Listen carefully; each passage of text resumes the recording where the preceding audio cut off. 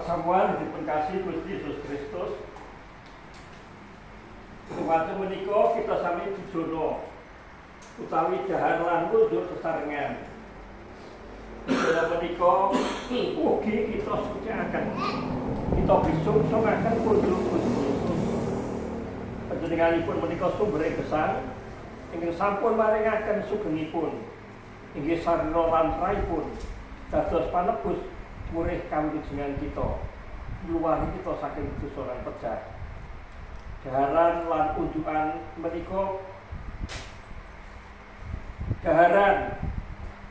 unjukan menika pralambang sumbere gesang sejati inggih menika Gusti Yesus. Ing bujana menika kita sami andung daharan lan unjukan. Kita sami andung sumbere gesang sejati inggih menika Gusti Yesus.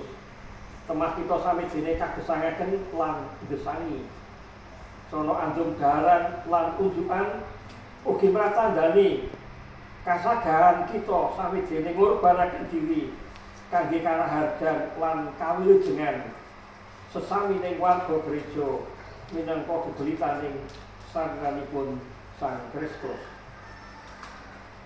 Semoga kita sami ditulung. Duh Gusti Allah ingkang nitahaken langit lan bumi dalah saisinipun sedaya.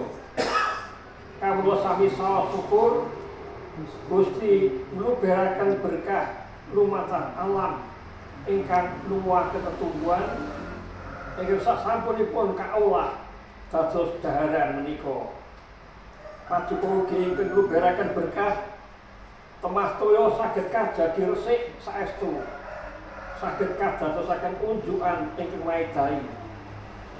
Kawula misung-sungaken daharan lan unjukan menika dados pralambang sarana lan raipun Gusti Yesus ingkang minangka sumbere gesang sejati. Ingkang sampun ngurbanaken sugengipun dados panebus kangge ngluwangi kawula saking dosa lan pejah. Sama tembulan inggih dolan runjuk sareng menika kawula ugi mratelakaken yen kawula sagah andung gesang kawula inggih yen kawula sami dene mbilani murih saya tuwuh lan ngrembakane gesang minangka muridipun Sang Kristus. Kepareng ing salajengipun kawula jur lan kawula rasaken ing bujana menika. Kawula lampahi bujana menika wonten ing asma dalem Allah Sang Rama, Sang Putra lan Sang Roh Suci.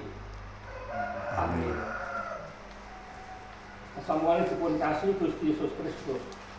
Daharan lan unjukan menika minangka pratandha patunggilan kita kaliyan sarana lan rah dalem Gusti Yesus Kristus. Sugeng inggih sarana lan rah dalem Gusti Yesus Kristus sampun kakurbanaken dados tebusan ingkang sampurna kangge milujengaken kita inggih ngluwani kita saking dosa lan pejah.